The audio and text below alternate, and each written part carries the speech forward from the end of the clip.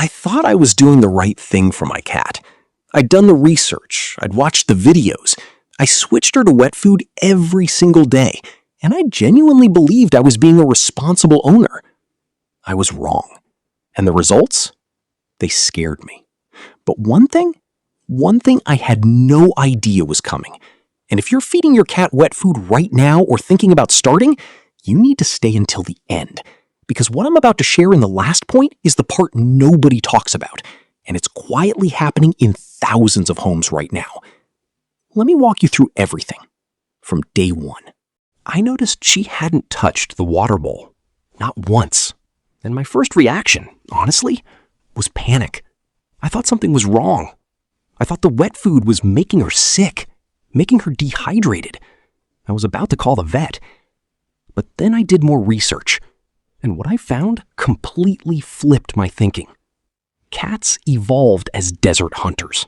Their wild ancestors, sand cats, African wildcats, they didn't drink water on the side. They got almost everything they needed from the prey they killed. A freshly caught mouse is about 70% water. That's built into the biology. So the thirst drive in cats, it's naturally low. Not broken, not a problem, just ancient wiring. The issue is that most house cats eat dry kibble, which sits at around 10% moisture. So their bodies are running on almost nothing. They're chronically, quietly dehydrated. And most owners have no idea because the cat never complains. Wet food sits between 75 and 80% moisture. Switch to that daily, and suddenly, their kidneys aren't straining to filter concentrated waste.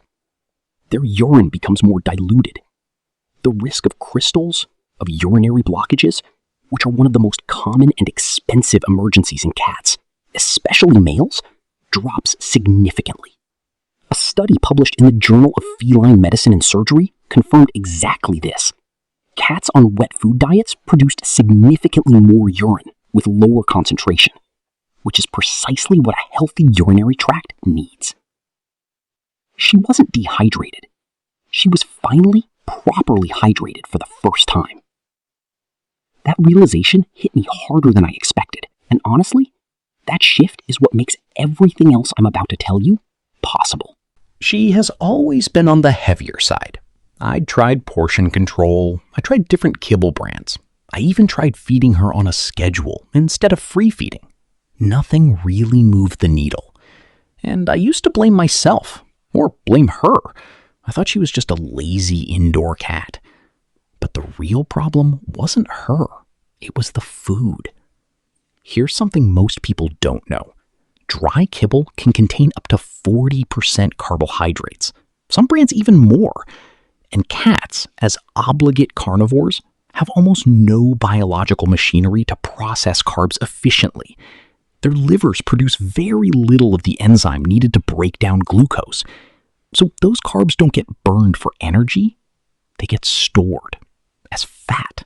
It's not a willpower issue, it's a food design issue. When I switched to daily wet food, the composition completely changed. Higher animal protein, much lower carbs, more moisture, which adds physical volume to the meal and signals fullness to the stomach before she's overeaten. Within 6 weeks, she had visibly slimmed down. I hadn't changed the amount I was feeding, I changed what I was feeding. That distinction matters more than I can put into words. And if this is already changing how you think about what's in your cat's bowl, take a second to hit like and subscribe. This kind of information genuinely changes lives, and it helps me get it to more people who actually care about their cats. Week 2. I was brushing her and I stopped. Something felt different. Not dramatically different, but her coat was softer. And that slightly dull, almost dusty texture she'd had for years, it was starting to go. I thought I was imagining it. I wasn't. Your cat's coat is one of the most honest signals of what's happening inside their body. When nutrition is off, when the right proteins and fats aren't getting through, the coat is the first thing to suffer. Dull fur, excessive shedding, flaky skin. These aren't cosmetic problems. They're messages. Wet food is naturally dense in animal-based proteins and fats, the exact building blocks that skin and fur depend on. Dry kibble, even premium kibble, goes through intense processing at high temperatures that degrades a significant portion of those nutrients before they ever reach your cat. Research published in the Journal of Nutritional Science showed that cats on high-protein, moisture-rich diets displayed measurably improved coat quality and skin health compared to those on dry alternatives. The body stops rationing. Before the switch, she was a nightmare at mealtimes, screaming the second I walked near the kitchen, inhaling food like someone was going to take it, waking me up at 5 in the morning because she was pacing, meowing, acting like she was starving, even though I'd fed her hours before. I thought that was just her personality, dramatic, demanding, just a needy cat. It wasn't personality. It was hunger.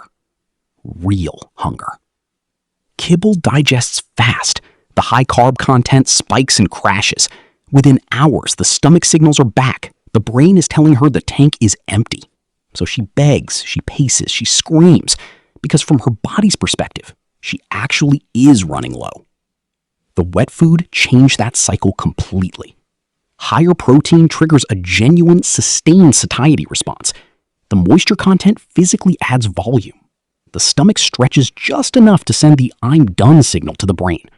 Not tricked, actually satisfied. A study published in the Journal of Veterinary Behavior found that cats fed high-protein diets showed significantly reduced food-seeking behavior between meals. Less frustration, less guarding, less desperation. She eats now, walks away, doesn't come back for hours. Mealtime went from the most stressful part of our day to something I barely think about. Now, to be honest with you, not every frantic eating habit is purely food-driven. Some cats develop speed eating as a behavior, especially in multi-cat homes or cats with a stressful past. In those cases, wet food helps, but pairing it with a slow feeder or puzzle bowl can make a real difference too. It taps into their natural foraging instincts, exactly how their brains were wired to eat in the wild. When both are working together, the shift is hard to miss. So if all of this is true, and it is, why did I say I was wrong? Why did I say the results scared me? Here's what nobody tells you when they recommend wet food. I was leaving it in the bowl. She is a grazer. She eats a bit, walks away, comes back later. I thought I was being flexible, letting her eat on her own terms. What I was actually doing was leaving a bacteria breeding ground on my kitchen floor. Wet food is nothing like kibble.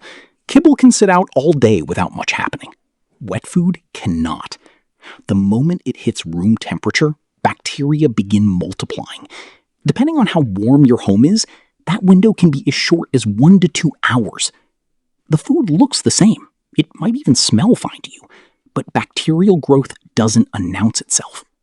I found this out after she had 2 days of stomach issues I couldn't explain. The vet asked me how long I was leaving food out. I told her. She looked at me with that face, the one that says, "You already know the answer, don't you?" The rule is simple. 2 hours maximum. If she hasn't finished it, it goes in the bin. No exceptions. Any unused portion from the can goes in an airtight container straight into the fridge. Use it within 48 hours. And one more thing. Don't serve it cold straight from the fridge. Cats are instinctively drawn to food that's close to body temperature. It mimics fresh prey. A few seconds in the microwave or a splash of warm water, that's all it takes. It makes the food more appealing and more biologically appropriate. This isn't a reason to avoid wet food. Everything I've shared in this video still stands. The hydration, the weight, the coat, the behavior, all of it real. All of it worth it. I thought I was doing the right thing, and in most ways, I was. I just had one blind spot that was quietly undoing the good. Now, I don't, and neither do you. If this helped, let me know in the comments which point hit hardest for you. I read every single one. And if you want to see what else changed after 30 days of wet food, that video is right here.